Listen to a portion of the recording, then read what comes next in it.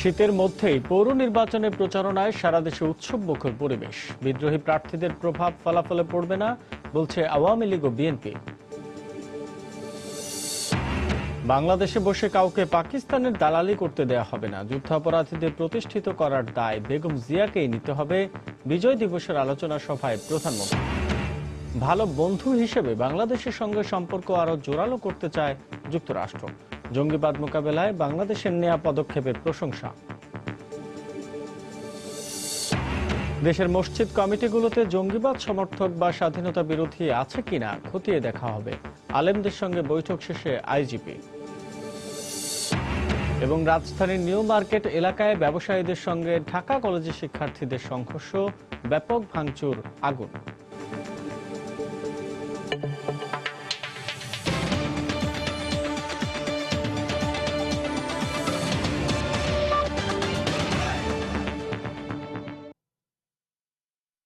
প্রবাসী সময়ে সঙ্গে আছে আমি আসাদ আজিম। প্রধানমন্ত্রী শেখ হাসিনা বলেছেন, বাংলাদেশে বসে কাউকে পাকিস্তানের দালালি করতে দেয়া হবে না। মহান বিজয় দিবস উপলক্ষে বৃহস্পতিবার রাজধানীতে আওয়ামী লীগ আয়োজিত আলোচনা সভায় তিনি আরো বলেন, বাংলাদেশে যুদ্ধাপরাধীদের প্রতিষ্ঠিত করার দায় বেগম খালেদা জিয়াকেই নিতে হবে এবং এজন্য তাকে বিচারের মুখোমুখি হতে হবে। কৃষিবিদ ইনস্টিটিউশনে মহান বিজয় দিবস উপলক্ষে এই আলোচনা সভার আয়োজন করে আওয়ামী লীগ। প্রধান অতিথির বক্তব্যে দলীয় সভাপতি প্রধানমন্ত্রী শেখ হাসিনা কৃতজ্ঞতার সঙ্গে স্মরণ করেন জাতির জনক বঙ্গবন্ধু শেখ মুজিবুর রহমান এবং মুক্তিযুদ্ধে আত্মোৎসর্গকারী ৩০ লক্ষ বীর শহীদকে। একটা গেরিলা যুদ্ধের প্রস্তুতি নেবার প্রধানমন্ত্রী বলেন, বঙ্গবন্ধুকে হত্যার পর স্বাধীনতা বিরোধী শক্তিকে এদেশে প্রতিষ্ঠিত করেছে জিয়াউর রহমান। তিনি বলেন, বেগম খালেদা জিয়া এদের মন্ত্রী বানিয়ে দেশের মর্যাদা ক্ষুণ্ণ করেছেন। এর দায় দায়িত্ব তো খালেদা জিয়াকে একদিন নিতে হবে। যুদ্ধাপরাধীদের মদদ দেওয়া, তাদের সম্মান দেওয়া, এটা তো বাংলাদেশের মানুষের ভুলে গেলে চলবে না এবং এর বিচারও একদিন ইনশাআল্লাহ বাংলার মাটিতে হবে। শেখ হাসিনা বলেন, পাকিস্তানের দোসররা এখনো এদেশে আছে, তাদের নির্মূল করার ঘোষণাও দেন প্রধানমন্ত্রী। থাকে বাংলার মাটিতে আর স্বপ্ন দেখে ওই পাকিস্তানের, তাদের পেয়ারে পাকিস্তানের কথা তারা কখনো ভুলতেই পারে না। কাজে এই পেয়ারে পাকিস্তানের কথাটাও তাদের ভুলিয়ে ছাড়তে হবে। এটা বাংলাদেশ ওই পরাজিত শক্তির দালালি করলে চলবে না এবং পরাজিত শক্তির যারা দালাল তাদের অস্তিত্ব তাদের বাংলাদেশে থাকবে না। বিএনপি নেতাকর্মীদের মামলা মোকদ্দমা দিয়ে রাজনৈতিক হয়রানি করা হচ্ছে, এমন অভিযোগ নাকচ করে দেন শেখ হাসিনা। যারা মানুষকে পুড়িয়ে হত্যা করেছে, যারা হুকুমদাতা, যারা অর্থ প্রদান করেছে, সেই সমস্ত সকলেরই বিচার ইনশাআল্লাহ বাংলার মাটিতে হবে। এই মামলা করে চিল্লালে হবে না। মামলা হয়েছে মানুষ পোড়ানোর জন্য, মামলা হয়েছে মানুষ হত্যা করার জন্য, তাদের বিচার হবে না, এটা হতে পারে না। বিএনপিকে অবৈধভাবে ক্ষমতা দখলকারী দল হিসেবেও চিহ্নিত করেন প্রধানমন্ত্রী। আক্ষেপের সুরে বলেন, সামরিক জান্তার তৈরি দলের মুখে এখন শুনতে হয় গণতন্ত্রের কথা। গণতন্ত্রের সংজ্ঞাটা কি সেটুকু তারা জানে কিনা, বা গণতন্ত্রটা বানান করতে পারবে কিনা সেটাও আবার সন্দেহ আছে। শাহ আলী জয়, সময় সংবাদ, ঢাকা। বাংলাদেশকে ভালো বন্ধু হিসেবে বিবেচনা করে এদেশের সঙ্গে সম্পর্ক আরো জোরালো করার উপর গুরুত্ব দিচ্ছেন যুক্তরাষ্ট্রের রাজনৈতিক নীতি নির্ধারণী পরামর্শকেরা। তাদেরই একজন কলাম্বিয়া বিশ্ববিদ্যালয়ের আন্তর্জাতিক ও জনসংযোগ বিষয়ক সহকারী অধ্যাপক অস্টিন লং প্রশংসা করলেন জঙ্গিবাদ ও সন্ত্রাসবাদ মোকাবেলায় বাংলাদেশ সরকারের নেওয়া পদক্ষেপের। নিউ ইয়র্ক থেকে শিহাবুদ্দিন কিস্তুর পাঠানো তথ্য ও ছবি নিয়ে রিপোর্ট। যুক্তরাষ্ট্রের পররাষ্ট্র দপ্তরে অনুষ্ঠিত হয় countering violent extremism at home and abroad বিষয়ক সংবাদ সম্মেলন। এতে কথা বলেন আন্তর্জাতিক সন্ত্রাসবাদ মোকাবেলায় যুক্তরাষ্ট্র সরকারের নীতি ও কৌশল নিয়ে কাজ করা কলাম্বিয়া বিশ্ববিদ্যালয়ের আন্তর্জাতিক বিষয়ক সহকারী অধ্যাপক অস্টিন লং। জঙ্গিবাদ ও সন্ত্রাসবাদের কৌশল ও চেহারা বদলাচ্ছে উল্লেখ করে এর বিরুদ্ধে বিশ্বকে ঐক্যবদ্ধ হওয়ার উপর গুরুত্ব আরোপ করেন তিনি। সংবাদ সম্মেলনে সময় সংবাদের এক প্রশ্নোত্তরে তিনি বলেন, বাংলাদেশ, ইন্দোনেশিয়া সহ দক্ষিণ পূর্ব এশিয়ার বিভিন্ন মুসলিম প্রধান দেশকে জঙ্গি গোষ্ঠী আইএস টার্গেট করতে পারে বলে তার আশঙ্কা। সন্ত্রাসবাদের বিরুদ্ধে বাংলাদেশ বাংলাদেশ সরকারের গৃহীত বিভিন্ন পদক্ষেপের ভূয়সী প্রশংসা করেন এই মার্কিন থিঙ্ক ট্যাঙ্ক। বর্তমান বিশ্বের বাস্তবতায় পৃথিবীর যে কোনো অঞ্চলে সন্ত্রাসী কার্যক্রম ছড়িয়ে পড়তে পারে, তবে প্রশ্ন হলো সেই হুমকি কিভাবে মোকাবেলা করা হবে এবং কি কি পদক্ষেপ নেওয়া হবে। সেক্ষেত্রে দক্ষিণ পূর্ব এশিয়ার বিভিন্ন দেশের পাশাপাশি বাংলাদেশও যা করছে তা নিঃসন্দেহে প্রশংসার দাবি রাখে। প্যারিস হামলার পর নিউ ইয়র্কের অধিবাসীরা শঙ্কায় থাকলেও যুক্তরাষ্ট্রে কোনো সন্ত্রাসী কার্যক্রমের হুমকি নেই বলে মনে করেন অস্টিন লং। সময় সংবাদ, নিউ ইয়র্ক, যুক্তরাষ্ট্র। ইসলামের সঙ্গে কোনো ধরনের সন্ত্রাসের সম্পর্ক নেই এমন ঘোষণা দিয়ে দেশের 1 লাখ আলেম ওলামার স্বাক্ষরযুক্ত ফতোয়া জারির উদ্যোগ নেওয়া হয়েছে। পুলিশ সদর দপ্তরে বৃহস্পতিবার আলেম ও পুলিশের ঊর্ধ্বতন কর্মকর্তাদের এক মতবিনিময় সভায় এই উদ্যোগ নেওয়া হয়। পাশাপাশি বৈঠকের সভাপতি পুলিশ মহাপরিদর্শক জানিয়েছেন, দেশের মসজিদ কমিটিগুলোতে জঙ্গিবাদ সমর্থক বা স্বাধীনতা বিরোধী আছে কিনা খতিয়ে দেখা হবে। প্যারিস থেকে হুসনি দালান জিহাদের নামে দুনিয়া জোড়া জঙ্গি উন্মাদনার প্রধান শিকার সাধারণ মানুষ। কুরআন ও হাদিসের বিভিন্ন বাণীর অপব্যাখ্যা করে এসব অপকর্মের ন্যায্যতা প্রতিষ্ঠার চেষ্টা করে উগ্রবাদীরা। আর তাই দ্বিতীয় মতবিনিময় সভায় আলেম ও পুলিশ দুপক্ষই জোর দিলেন জিহাদ সম্পর্কে ইসলামের প্রকৃত ব্যাখ্যা ছড়িয়ে দেওয়ার উপর। ওই আয়াতগুলোর সঠিক ব্যাখ্যা নির্ভরযোগ্য তফসির থেকে প্রণয়ন করে পুস্তিকা আকারে ছেপে এটা গ্রামগঞ্জে মসজিদের ইমামদেরকে দেওয়া দরকার। ইসলামের সঙ্গে কোনো ধরনের সন্ত্রাসের সম্পর্ক নেই এমন ঘোষণা দিয়ে দেশের 1 লাখ আলেম ওলামার স্বাক্ষরযুক্ত ফতোয়া জারি করতে কিশোরগঞ্জের শোলাকিয়া ঈদগাহের ইমাম মাওলানা ফরিদউদ্দিন মাসুদের প্রস্তাব বাস্তবায়নে সহায়তা করতেও সম্মত হয়েছে পুলিশ সদর দপ্তর। এই দেশে যেখানে 3 লক্ষ মতন ইমামই আছে, 6 লক্ষ যেখানে মুয়াজ্জিন আছে, সেইখানে 1 লক্ষ দস্তখতে একটা ফতোয়া দেওয়া, সারা পৃথিবীকে দেখায় দেওয়া, এটা অসম্ভব কিছুই না। 1 লক্ষ লোকে যে ফতোয়া আছে, এটা কখন ফতোয়া দিবেন, এটা আমার মনে হয় এটা করা যায়, এটা করা উচিত। আপনারা উদ্যোগ নেন, আমাদের সাপোর্ট পাবেন। মত বিনিময় সভায় বক্তব্য রাখা প্রায় সব আলেম জঙ্গিবাদের জন্য জামায়াত শিবিরকে দায়ী করেন। পরামর্শ দেন বিভিন্ন প্রতিষ্ঠানে ঘাপটি মেরে থাকা জঙ্গিবাদের সমর্থকদের ব্যাপারে সতর্ক থাকতে। আলেমদের পরামর্শ মেনে পদক্ষেপ নেওয়ার কথা জানান পুলিশ মহাপরিদর্শক। আপনারা পুলিশ বাহিনী, আপনাদের মধ্যে সব বাঘের চামড়া পরিহিত অনেক বন্ধ বাঘ আছে। আপনারা আপনাদের মধ্যে কোন চামড়ি আছে শিবির, এরাই এই দেশে সন্ত্রাস সৃষ্টি করতেছে। এরাই যদি এই দেশে আইএসএফ কোন গ্রাম পাওয়া যায়, তাদের এদের মধ্যে পাওয়া যাবে। যেই কমিটিগুলির মধ্যে জঙ্গিবাদের মদত দেওয়া হচ্ছে, জঙ্গিবাদকে ইনডাইরেক্টলি উস্কানি দেওয়া হচ্ছে এবং মসজিদের ইমামদেরকে বাধ্য করা হচ্ছে কথা বলতে, সেই কমিটিগুলি আমরা চেষ্টা করবো, সেই কমিটিগুলি কারা আছে। বৃহস্পতিবারের মত বিনিময়ে দেশের বিভিন্ন এলাকার কওমি মাদ্রাসার আলেমরা অংশ নেয়। ওমর ফারুক, সময় সংবাদ, ঢাকা।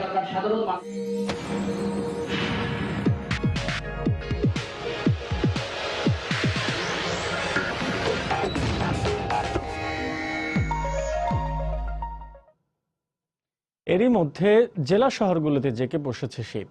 দিনের অধিকাংশ সময় কুয়াশায় ঢাকা থাকে বেশিরভাগ এলাকা, কিন্তু তাই বলে থেমে নেই পৌরসভা নির্বাচনের প্রচারণা। হাতে থাকা আর কয়েকটি দিন সম্পূর্ণভাবে কাজে লাগাতে চেষ্টার কোনো কমতি নেই প্রার্থীদের, আর ভোটাররাও করছেন চুলচেরা বিশ্লেষণ। টাঙ্গাইল থেকে মুজাহিদ শুভ এবং ব্যুরো প্রতিবেদকদের পাঠানো তথ্য ও ছবি নিয়ে ডেস্ক রিপোর্ট। বগুড়া পৌরসভায় উৎসবমুখর পরিবেশে চলছে প্রচারণা। এখানে প্রধান 2 দলের প্রার্থীর পাশাপাশি আছেন বিএনপির একজন বিদ্রোহী প্রার্থী। মডেল পৌরসভা রূপান্তরের প্রতিশ্রুতি দিয়ে অন্যান্যদের সঙ্গে তিনিও দিনভর গণসংযোগ করেন। জোটগত নির্বাচন করতেছি না, দলীয় নির্বাচন। যদিও 20 দলের মধ্যে আছি, ইসলামী ঐক্যজোটের পক্ষ থেকে আমি নির্বাচন করতেছি। নির্বাচনে জয়লাভে অত্যন্ত আশাবাদী, যদি নির্বাচনটি সুষ্ঠু, অবাধ এবং নিরপেক্ষ হয়। আমি এই শহরটাকে সুন্দর এবং পরিচ্ছন্ন শহর করার জন্য আমি আন্তরিকভাবে চেষ্টা করব। 1998 সালে যাত্রা শুরু করা যশোরের কেশবপুর পৌরসভায় জোর নির্বাচনী প্রচারণা চালাচ্ছেন 2 জন মেয়র প্রার্থী। ড্রেনেজ সমস্যা, জলাবদ্ধতা সহ নানা সমস্যা সমাধানের প্রতিশ্রুতি দিচ্ছেন প্রার্থীরা। তবে এসব প্রতিশ্রুতির পাশাপাশি হনুমান সংরক্ষণের ব্যতিক্রমী দাবি জানিয়েছেন ভোটাররা। কুমিল্লার দাউদকান্দি পৌরসভায় মেয়র পদে অন্যান্য প্রার্থীদের সঙ্গে নির্বাচনী প্রচারণা চালাচ্ছেন বিএনপির বিদ্রোহী প্রার্থীও। এই এলাকায় ভোটাররা দলমত নির্বিশেষে যে মাদক ও সন্ত্রাসমুক্ত সমাজ গঠন করবে তাকেই বেছে নেবেন বলে জানিয়েছেন। আমি দল থেকে নির্বাচন মনোনয়নপত্র চেয়েছি, কিন্তু আমার স্থানীয় নেতা, আমার এই এলাকার নেতা ডক্টর খন্দকার মোশাররফ হোসেন সাহেবের মনোনীত সমর্থনে আমি নির্বাচন করতেছি স্বতন্ত্র প্রার্থী হিসাবে।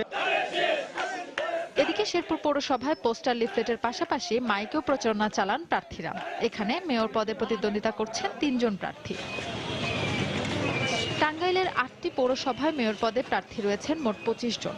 এখানে বিভিন্ন এলাকায় ছোট ছোট উঠান বৈঠক করে দিনভর গণসংযোগ করেন প্রার্থীরা। এছাড়া বরিশালের গৌরনদী পৌরসভাতেও চলে জোর নির্বাচনী প্রচারণা। ফাহমিদা মুটুসি, সময় সংবাদ।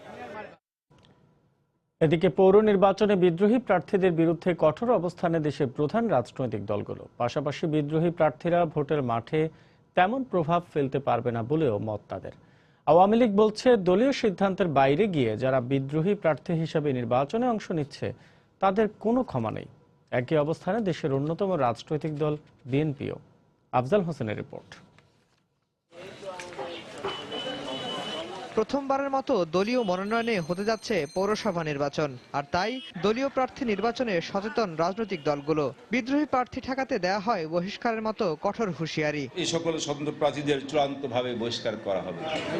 এমন হুঁশিয়ারির পর দুদলের শতাধিক প্রার্থী মনোনয়ন প্রত্যাহার করলেও এখনো মাঠে রয়েছে ক্ষমতাসীন আওয়ামী লীগের 63 জন এবং বিএনপির 33 জন বিদ্রোহী প্রার্থী।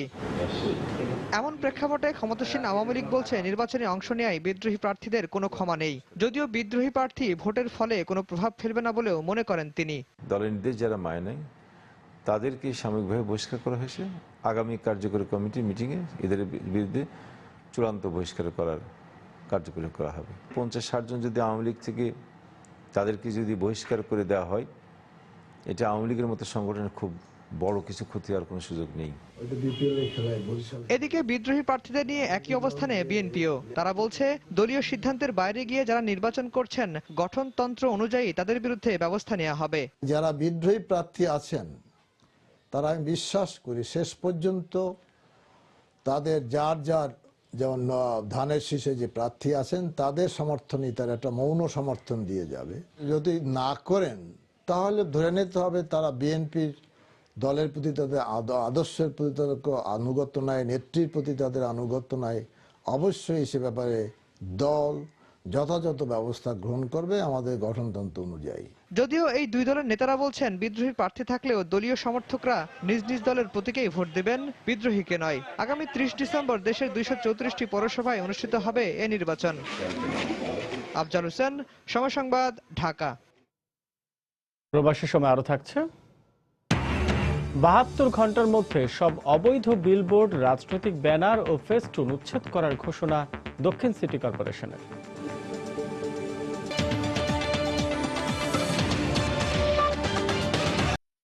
2018 সালের মধ্যে সব যুদ্ধাপরাধীর বিচার শেষ হবে বলে আশা প্রকাশ করেছেন অর্থমন্ত্রী আবুল মাল আব্দুল মুহিত। বৃহস্পতিবার বিকেলে বাংলাদেশ প্রেস ইনস্টিটিউট মিলনায়তনে এক অনুষ্ঠানে তিনি একথা বলেন। এই দেশে যুদ্ধাপরাধীদের বিচার হচ্ছে, হবে, চলতে থাকবে। আমি আশা করি হয়তো 2018 সালে এই সব শেষ হবে। আমরা প্রায় 21 বছর ট্র্যাপের মধ্যে ছিলাম। এখন যখন পৃথিবীতে গ্রোথ হয় 3%, 2%, তখন আমাদের গ্রোথ হয় 6.3%, 6.7%। আমরা যখন প্রথম আসলাম তখন যে বাজেটটি ছিল সেটার আয়তন ছিল 90,000 কোটি। এখন যে বাজেটটি আপনাদের সামনে আসছে আগামী বছরে, এবছরেই 3 লাখ, আগামী বছরে হবে 3,40,000 কোটি। পাকিস্তানে অবস্থানরত 195 যুদ্ধাপরাধীর বিচারের বিষয়টি নিশ্চিত করতে পররাষ্ট্র মন্ত্রণালয়ের মাধ্যমে সরকার শিগগিরই কাজ শুরু করবে বলে জানিয়েছেন স্বরাষ্ট্রমন্ত্রী আসাদুজ্জামান খান কামাল। বৃহস্পতিবার সকালে আশুলিয়ায় এক অনুষ্ঠানে একথা বলেন তিনি। আমরা যুদ্ধ অপরাধীদের বিচার শুরু করেছি। আমাদের কাছে যারা ছিল তাদের বিচারের মুখোমুখি হয়েছে, আপনারা দেখতে পাচ্ছেন, এবং তাদের রায় অনুযায়ী তাদের বিচার কার্য সুসম্পন্ন হচ্ছে। পাকিস্তানে যারা আটকে রয়েছে আমরা সবসময় তাদেরকেও আনার জন্য পাকিস্তান সরকারকে বলবো। এটা একটা সময়ের ব্যাপার রয়েছে। আমরা সেই বিষয়ে পররাষ্ট্র মন্ত্রণালয় নীতি নির্ধারণটা পররাষ্ট্র মন্ত্রণালয় করছেন। সন্ত্রাস ও জঙ্গিবাদের থাবা থেকে দেশকে রক্ষায় জাতীয় ঐক্যের আহ্বান জানিয়েছেন বিএনপির ভারপ্রাপ্ত মহাসচিব মির্জা ফখরুল ইসলাম আলমগীর। তিনি বলেন, এই বিষয়টিকে হালকাভাবে দেখলে অদূর ভবিষ্যতে জাতিকে সিরিয়া লিবিয়ার মতো পরিণতি বরণ করতে হতে পারে। বৃহস্পতিবার ঢাকা সাংবাদিক ইউনিয়ন ডিইউজের একাংশের দ্বিবার্ষিক সাধারণ সভায় তিনি একথা বলেন। বাংলাদেশে বলা হচ্ছে বারবার করে এখানে ইসলামিক স্টেট কাজ করছে, সরকার অস্বীকার করেছে নেই, কিন্তু মজার ব্যাপার হচ্ছে কোর্টে আবার 4 জনের বিচার চলছে আইএস হিসাবে। এই সমস্যাটাকে হালকা করে দেখবেন না। এই সমস্যা এইভাবে ঘটনা করতে করতে কিন্তু আজকে সিরিয়া, ইরাক, আফগানিস্তান আজকে সবকিছু হারিয়ে বসেছে। সেই সন্ত্রাসের জন্ম যেন এখানে না হয়, তার জন্য আমাদের সকলকে ঐক্যবদ্ধ থাকা উচিত। আমরা বারবার এই ব্যাপারে জাতীয় ঐক্যের কথা বলেছি, আমাদেরকে বিদ্রূপ করা হয়েছে। 72 ঘন্টার মধ্যে ঢাকা দক্ষিণ সিটি কর্পোরেশনের সব এলাকা থেকে অবৈধ বিলবোর্ড, রাজনৈতিক ব্যানার ও ফেস্টুন উচ্ছেদ করার ঘোষণা দিয়েছেন মেয়র সাইদ খোকন। বৃহস্পতিবার সকালে উচ্ছেদ অভিযান পরিচালনা শেষে তিনি সাংবাদিকদের একথা জানান। সদরঘাট এলাকা থেকে উচ্ছেদ অভিযান শুরু হয়। এতে সাইদ খোকন সহ সিটি কর্পোরেশনের অন্য কর্মকর্তারা অংশ নেন। এ সময় সাংবাদিকদের সঙ্গে আলাপকালে মেয়র জানান, রাজনৈতিক ব্যানার ও ফেস্টুন সরিয়ে নিতে বাধা দেয়া হলে আইনানুগ ব্যবস্থা নেওয়া হবে। রাজনৈতিক দলের যে নেতাকর্মীরা ব্যানার বিলবোর্ড লাগাচ্ছেন তাদের বিরুদ্ধে সাংগঠনিক ব্যবস্থা নিতে তিনি রাজনৈতিক দলগুলোর প্রতি আহ্বান জানান।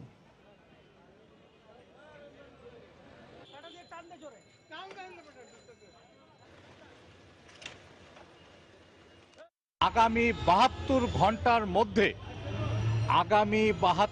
ঘন্টার মধ্যে ঢাকা দক্ষিণ সিটি কর্পোরেশন এলাকায় সমস্ত রাজনৈতিক দৃষ্টিকটু ব্যানার, ফেস্টুন সহ অন্যান্য যে সমস্ত জিনিস রয়েছে সেগুলো সরিয়ে ফেলার ব্যবস্থা আমরা নিচ্ছি। সরকারি কর্মকর্তা কর্মচারীদের কাজে যদি কেউ বাধা সৃষ্টি করে তার বিরুদ্ধে আইন অনুযায়ী ব্যবস্থা নেওয়া হবে।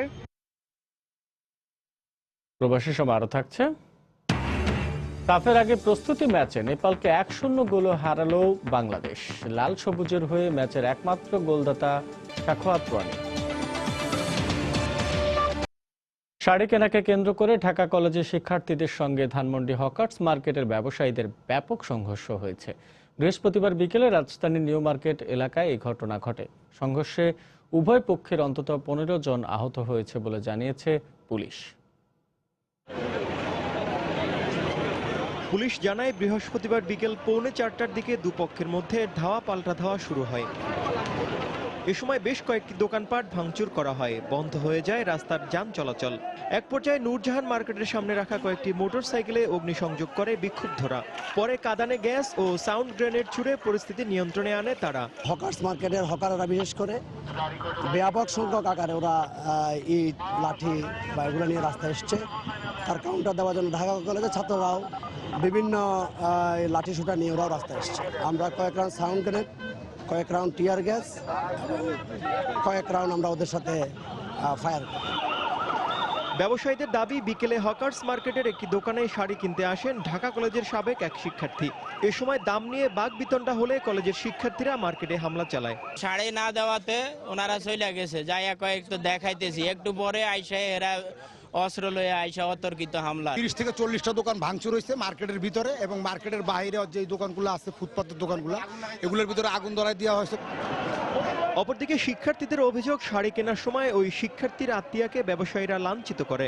এ খবর ক্যাম্পাসে ছড়িয়ে পড়লে শিক্ষার্থীদের মাঝে উত্তেজনা ছড়িয়ে পড়ে। ভাবি গেছে শপিং করতে যাওয়ার পরে অথবা জিনিস মনে করেন যে পছন্দ বা আগে কি চেঞ্জ করার একটা ছিল, যার সাথে কথা বলছে তার দোকানেরই আর একজন ব্যাড কমেন্টস করছে। সংঘর্ষে এক নারী পথচারী সহ উভয় পক্ষের অন্তত 15 জন আহত হয়েছে বলে জানিয়েছে পুলিশ। তানিন মেহেদি, সময় সংবাদ, ঢাকা। রাজধানীর ধানমন্ডিতে পুলিশের রিকুইজিশন করা বাসের ধাক্কায় গুরুতর আহত হয়েছেন এক নারী। স্বজনরা জানান, পারভিন সুলতানা নামের ওই নারী বৃহস্পতিবার দুপুরে রিকশা করে আসাদ গেট থেকে ধানমন্ডির দিকে যাচ্ছিলেন। এ সময় একই দিক থেকে আসা পুলিশ সদস্যদের বহনকারী একটি বাস রিকশার পেছনে ধাক্কা দিলে গুরুতর আঘাত পান তিনি। ধানমন্ডি থানার এসআই খায়রুল ইসলাম তাকে উদ্ধার করে দ্রুত আনোয়ারা খান মেডিকেলে ভর্তি করান। আহতের অবস্থা শঙ্কামুক্ত বলে জানিয়েছেন চিকিৎসক। পুলিশ জানিয়েছে, ঘটনার পর থেকে বাসের চালক পলাতক রয়েছে।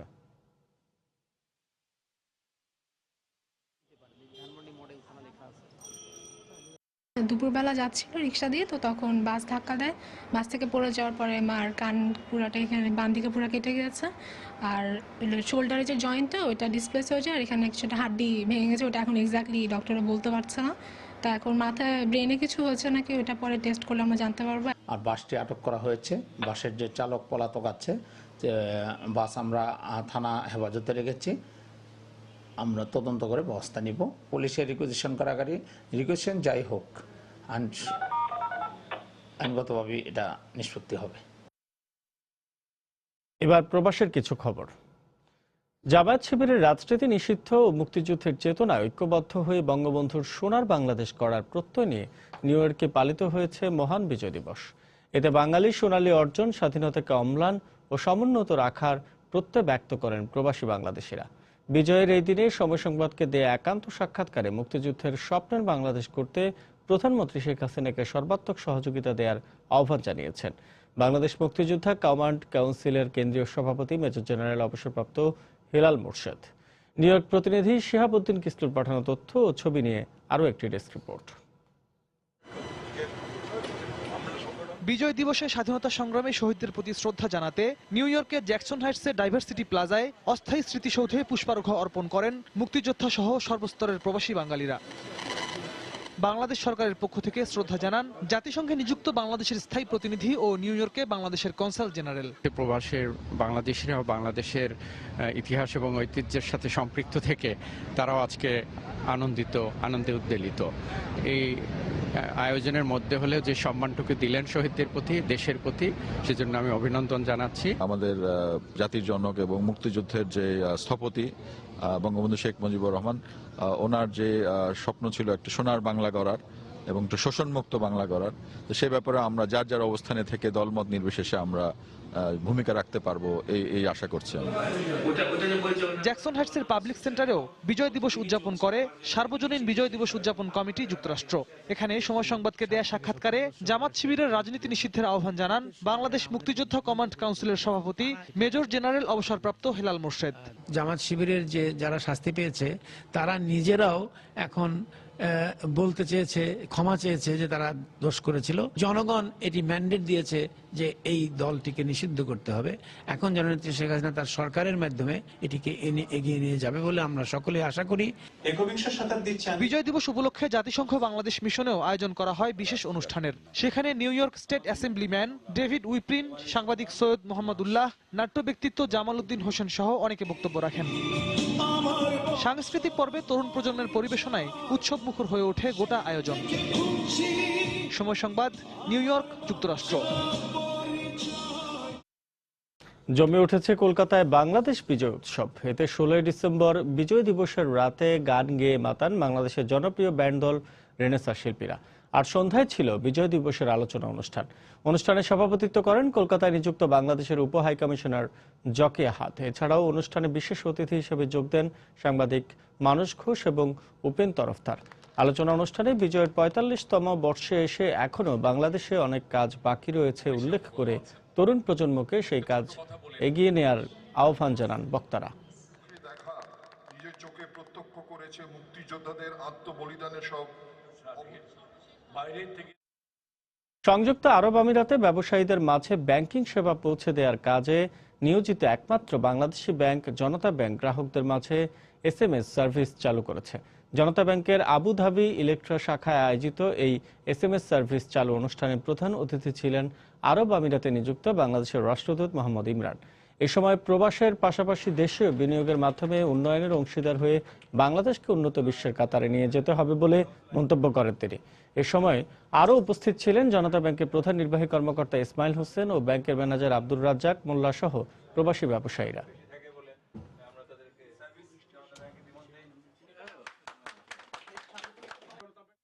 শিল্প কারখানায় পুরাতন যন্ত্রপাতি আর বাসাবাড়িতে বেশি বিদ্যুৎ খরচ হয় এমন পণ্য ব্যবহারের কারণে প্রতিনিয়তই বিদ্যুৎ অপচয় হচ্ছে, বাড়ছে জ্বালানি সংকট। বিশ্লেষকরা বলছেন, দেশে বর্তমানে যে হারে বিদ্যুৎ ব্যবহার হচ্ছে সেভাবে চলতে থাকলে অদূর ভবিষ্যতে এ খাতে পুরোপুরি পরনির্ভরশীল হয়ে যেতে পারে দেশ। আর তাই ভবিষ্যৎ জ্বালানি নিরাপত্তা নিশ্চিত করতে জ্বালানি সাশ্রয়ী যন্ত্রপাতি ব্যবহার এখন সময়ের দাবি বলে মনে করেন তারা। বিস্তারিত জুনায়েদ আল হাবিবের রিপোর্টে। দিন দিন বাড়ছে শিল্প কারখানা আর বসতবাড়ি, এর সঙ্গে পাল্লা দিয়ে বাড়ছে জ্বালানি চাহিদা। কিন্তু দেশে বর্তমান শিল্প কারখানাগুলোতে পুরাতন আর অদক্ষ যন্ত্রপাতির ব্যবহারের ফলে যে হারে জ্বালানি অপচয় হচ্ছে, সেভাবে চলতে থাকলে ভবিষ্যতে এ খাতে চরম সংকট দেখা দিতে পারে বলে মনে করছেন বিশ্লেষকরা। ক্রমবর্ধমান এ জ্বালানি চাহিদার বিপরীতে যোগান সীমিত হওয়ায় জ্বালানি সাশ্রয় করা এখন সময়ের দাবি। জ্বালানি বিশেষজ্ঞরা মনে করছেন, মানুষের সচেতনতার পাশাপাশি এখন প্রয়োজন শিল্প কারখানা ও বাসাবাড়িতে জ্বালানি সাশ্রয়ী যন্ত্রপাতির ব্যবহার নিশ্চিত করা। বিদ্যুৎটাকে সাশ্রয় করা বা দক্ষভাবে ব্যবহার করা, এটা আমাদেরকে কিন্তু সবাইকে বুঝাইতে হবে। প্রযুক্তির যে উন্নয়ন বা উন্নত প্রযুক্তি জিনিসপত্র কিন্তু এখন আমাদের দেশে চলে এসেছে। প্রত্যেকটা ক্ষেত্রেই যেসব যন্ত্রপাতি আমাদের বিদ্যুৎ সাশ্রয়ী, সেগুলিকে আমাদেরকে আস্তে আস্তে ব্যবহার করতে হবে। বিষয়টির গুরুত্ব অনুভব করে জ্বালানি সাশ্রয়ে এগিয়ে এসেছে সরকারি প্রতিষ্ঠান ইটকল। জ্বালানি সাশ্রয়ী যন্ত্রপাতি ক্রয়ের জন্য স্বল্প সুদে ঋণ দেওয়ার পাশাপাশি জনসচেতনতামূলক কার্যক্রম পরিচালনা করছে প্রতিষ্ঠানটি। এনার্জি এফিশিয়েন্ট ইকুইপমেন্ট ব্যবহার করি বা এনার্জি এফিশিয়েন্ট অ্যাপ্লায়েন্স ইউজ করি, আমরা ন্যাশনাল গ্রিড থেকে 750 মেগাওয়াট লোড কমায় ফেলতে পারবো। যেসব industry energy efficient equipment install করতে চাই, ওদেরকে আমরা লো কস্ট লোন দেওয়ার পরিকল্পনা করেছি। এদিকে বিদ্যুৎ ও জ্বালানি মন্ত্রণালয় বলছে, জ্বালানি সাশ্রয়ের ক্ষেত্রে সরকার নীতিমালা প্রণয়নের পাশাপাশি বিভিন্ন কার্যক্রম হাতে নিয়েছে। এনার্জি এফিসিয়েন্সি নিয়ে আমাদের দেশে যেহেতু এর আগে কোনো কাজ হয় নাই, তো আমরা সেটা থেকে 3টা পর্যায়ে এর উপরে কাজ করি। প্রয়োজনীয় যে আইন কানুন বিধিবিধান সেগুলি প্রণয়ন করা, অ্যাওয়ারনেস রেজিং প্রোগ্রাম চালু করা, এই এনার্জি এফিশিয়েন্ট যে সমস্ত টেকনোলজিগুলি আছে সেইগুলি যাতে অ্যাফোর্ডেবল প্রাইসে ক্রেতার কাছে পৌঁছে দেওয়া যায় তার জন্য কাজ করা। সংশ্লিষ্টরা বলছেন, ভবিষ্যৎ প্রজন্মের জন্য জ্বালানি নিরাপত্তা নিশ্চিত করতে এখনো সময় আছে জ্বালানি ব্যবহারে সতর্ক হওয়ার। জুনায়েদ আল হাবিব, সময় সংবাদ, ঢাকা। প্রায় 20টি দেশের অংশগ্রহণে 1 জানুয়ারি শুরু হচ্ছে মাসব্যাপী ঢাকা আন্তর্জাতিক বাণিজ্য মেলা 2016। মেলার প্রস্তুতিতে ব্যস্ত সময় কাটছে শ্রমিকদের। নির্ধারিত সময়ে সব কাজ শেষ হবে বলে আশা করছেন আয়োজকরা। 21তম বাণিজ্য মেলার প্রস্তুতির খবর জানাচ্ছেন মোস্তফা মাহবুব। ইট, কাঠ আর লোহার খুটখাট শব্দে মুখরিত রাজধানীর শেরেবাংলা নগরের বাণিজ্য মেলার মাঠ। দৃষ্টিনন্দন সব স্থাপনা নির্মাণে দিন রাত অবিরাম কাজ করে যাচ্ছেন এখানকার শ্রমিকরা। কাজ চলতেছে সকাল 9টা থেকে রাতের 12টা, আর 20 তারিখ 22 তারিখেতে পরের থেকে রাতে সারা রাত্র চলবে। বাণিজ্য মেলার গেটের কাজ, যে মেন গেটটা সেই মেন গেটটার কাজ, এই কাজটা আমাদের 14-15 দিন লাগে যাবে। অর্থের সাপোর্ট যদি ভালো থাকে তাই সেক্ষেত্রে 30 তারিখও লাগবে না। অংশগ্রহণকারী প্রতিষ্ঠানের পক্ষ থেকে জানানো হলো, নভেম্বর মাসের শেষ দিক থেকেই কাজ শুরু করেছেন তারা। কাজ শুরু করেছি গত মাসের 28 তারিখ থেকে, ডিসেম্বরের 26 তারিখের মধ্যে শেষ করে ফেলবো ইনশাআল্লাহ। বরাবরের মতোই ঐতিহ্য আর সৌন্দর্যের মিশেল থাকবে এবারও। থাকছে শিশু পার্ক সহ বিনোদন ও খাবারের ব্যবস্থাও। ইপিবির মহাপরিচালক জানালেন, এবারের মেলায় ভারত, চীন, জাপান সহ ইউরোপ, আমেরিকার 19টি দেশ অংশ নিচ্ছে। আর এসব দেশের নাগরিকদের জন্য থাকছে বাড়তি নিরাপত্তা ব্যবস্থা। প্রায় 4-5 লেয়ারে আমরা সিকিউরিটি মেজার রাখি। পার্সোনাল সিকিউরিটি কোম্পানিগুলো যারা, ওদের সদস্যরা থাকেন, তারপর আনসার থাকে, তারপর আপনার পুলিশ থাকে, বিজিপি থাকে, এবং এবার কিন্তু আমরা র্যাবকেও রাখছি, সিসিটিভি রাখছি যথেষ্ট পরিমাণে, যাতে করে আমরা কন্টিনিউয়াসলি মনিটর করতে পারি। মাননীয় প্রধানমন্ত্রী উদ্বোধন করার আগেই আমরা আমাদের মাঠের কাজ সব সমাপ্ত করতে পারব। মেলায় দর্শনার্থীদের জন্য প্রবেশ মূল্য গেলবারের মতোই 20 ও 30 টাকা নির্ধারণ করেছে কর্তৃপক্ষ। নতুন বছরের প্রথম মাস জুড়ে চলা এই বাণিজ্য মেলা কেবলমাত্র বেচাকেনায় সীমাবদ্ধ না থেকে দেশের রপ্তানি বাড়াতে বছর জুড়ে ভূমিকা রাখবে, এমনটাই প্রত্যাশা রপ্তানি সংশ্লিষ্টদের। মোস্তফা মাহবুব, সময় সংবাদ, ঢাকা। রংপুরের পীরগাছায় যমুনা ব্যাংকের 100তম শাখার উদ্বোধন করা হয়েছে। রংপুর 4 আসনের সাবেক সংসদ সদস্য ও বিশিষ্ট শিল্পপতি আলহাজ করিম উদ্দিন ভরসা ফিতা কেটে শাখাটি আনুষ্ঠানিকভাবে উদ্বোধন করেন। পীরগাছা উপজেলা মিলনায়তনে বৃহস্পতিবার দুপুরে আয়োজিত উদ্বোধনী অনুষ্ঠানে ব্যাংকের চেয়ারম্যান আলহাজ সিরাজুল ইসলামের সভাপতিত্বে যমুনা ব্যাংক ফাউন্ডেশনের চেয়ারম্যান সহ ঊর্ধ্বতন কর্মকর্তাগণ বক্তব্য রাখেন।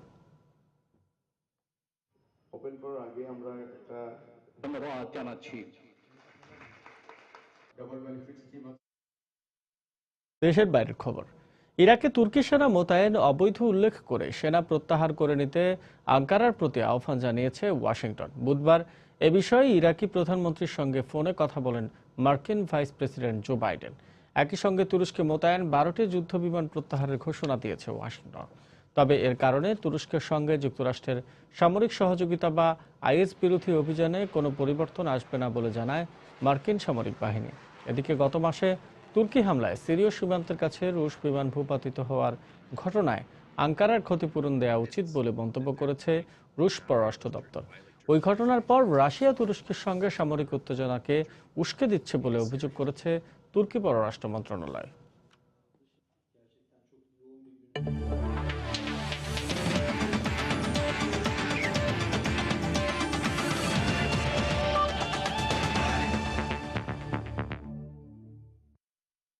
বাংলাদেশ ও নেপাল ফুটবল ম্যাচের খবর। সাফের আগে একমাত্র প্রস্তুতি ম্যাচে নেপালকে 1-0 গোলে হারিয়েছে বাংলাদেশ। প্রথমার্ধের 18 মিনিটে বাংলাদেশের হয়ে ম্যাচের একমাত্র গোলটি করেন স্ট্রাইকার সাখাওয়াত রানী। 2013 সালে সাফ চ্যাম্পিয়নশিপের আগে বেশ ঢাকঢোল পিটিয়ে ডাচ কোচ তার সঙ্গে দামি কোচিং স্টাফ এনেও ব্যর্থতা দিয়েই সাফ শেষ করেছিল বাংলাদেশ। গ্রুপ পর্বে একমাত্র ভারতের সঙ্গে ড্র ছাড়া আর কোনো ম্যাচেই জয় পায়নি মামুনুলরা। তবে এবারের দৃশ্যটা একেবারেই উল্টো। সাফের আগে এবার বিদেশি কোচকে বিদায় করে দেশীয় কোচের কাছে মামুনুলদের গড়ে তোলার দায়িত্ব দিয়েছে বাফুফে। বিকেএসপিতে টানা অনুশীলনের পর মারুফুল হকের অধীনে শিষ্যদের প্রথম পরীক্ষা, প্রথম অ্যাসাইনমেন্টে প্রতিপক্ষ নেপাল। এই নেপালের বিপক্ষে গেল আসরে প্রথম ম্যাচেই দশরথ স্টেডিয়ামে 2-0 গোলে হেরেছিল বাংলাদেশ। তবে সে নেপালের সঙ্গে এই দলের পার্থক্য আছে বেশ, কারণ ম্যাচ ফিক্সিং ও ইনজুরির কারণে সে দলের বেশ কজন তারকা ফুটবলার নেই এবার। তাই মামুনুলদের বিপক্ষে প্রথম ম্যাচে সেভাবে নিজেদেরকে মেলে ধরতে পারেনি অনিল গুরংয়ের দল। তার ফলও ভোগ করতে হয়েছে নেপালকে। 18 মিনিটে ইয়ামিন মুন্নার পাস আর সাখাওয়াত রানীর হেড, দুইয়ের জাদুতে বল জড়ায় নেপালের জালে। দীর্ঘদিন ধরেই জাতীয় দলে নিজেকে মেলে ধরতে পারেননি রনি। দারুণ এই গোলে আবারও বঙ্গবন্ধু স্টেডিয়ামে দর্শকরা ফিরে পেয়েছে হারিয়ে যাওয়া এই ফরওয়ার্ডকে। ম্যাচের শুরুতেই লিড, সমর্থকদের প্রত্যাশা হয়তো আরো বেশ কিছু দুর্দান্ত গোল আসবে মামুনুল, হেমন্ত, জুয়েলদের পা থেকে, কিন্তু তার ছিটে ফোটাও দেখা যায়নি মাঠে। বাকি সময় নিজেদের ঘর সামলাতেই ব্যস্ত ছিল মামুনুলরা। দ্বিতীয়ার্ধের শুরুতে ইয়াসিন খান একটি গোল করলেও রেফারির নিষেধাজ্ঞায় তা বাদ হয়ে যায়। উল্টো 74 মিনিটে সমতা ফেরানোর সুযোগ পেয়ে যায় নেপাল। মিডফিল্ডার রোহিত চাঁদের শট পোস্টে রেখে ফিরে এলে এই যাত্রায় রক্ষা পায় মারুফুল হকের দল। বাংলাদেশ নেপালের শেষ দিকে আর চেষ্টা করেও গোলের দেখা পায়নি নেপাল, আর তাতে 1-0 গোলের জয় নিয়ে মাঠ ছাড়ে বাংলাদেশ। মাত্র 1 মাস আগে এ মাঠে অস্ট্রেলিয়ার কাছে 4-0 গোলে হারের লজ্জা পেয়েছিল মামুনুলরা। ঠিক 1 মাস পর জয় নিয়েই বঙ্গবন্ধু স্টেডিয়াম ছাড়ল বাংলাদেশ। পারভিন আক্তার, সময় সংবাদ, ঢাকা। প্রবাসী সময়ের পর্যায়ে শীর্ষ সংবাদ জানিয়ে দিচ্ছে আরো একবার। শীতের মধ্যেই পৌর নির্বাচনের প্রচারণায় সারা দেশে উৎসব মুখর পরিবেশ। বিদ্রোহী প্রার্থীদের প্রভাব ফলাফলে পড়বে না বলছে আওয়ামী লীগ ও বিএনপি। বাংলাদেশে বসে কাউকে পাকিস্তানের দালালি করতে দেয়া হবে না। যুদ্ধাপরাধীদের প্রতিষ্ঠিত করার দায় বেগম জিয়াকেই নিতে হবে, বিজয় দিবসের আলোচনা সভায় প্রধানমন্ত্রী। ভালো বন্ধু হিসেবে বাংলাদেশের সঙ্গে সম্পর্ক আরো জোরালো করতে চায় যুক্তরাষ্ট্র। জঙ্গিবাদ মোকাবেলায় বাংলাদেশের নেওয়া পদক্ষেপের প্রশংসা। দেশের মসজিদ কমিটিগুলোতে জঙ্গিবাদ সমর্থক বা স্বাধীনতা বিরোধী আছে কিনা খতিয়ে দেখা হবে, আলেমদের সঙ্গে বৈঠক শেষে আইজিপি। এবং রাজধানীর নিউ মার্কেট এলাকায় ব্যবসায়ীদের সঙ্গে ঢাকা কলেজের শিক্ষার্থীদের সংঘর্ষ, ব্যাপক ভাঙচুর, আগুন।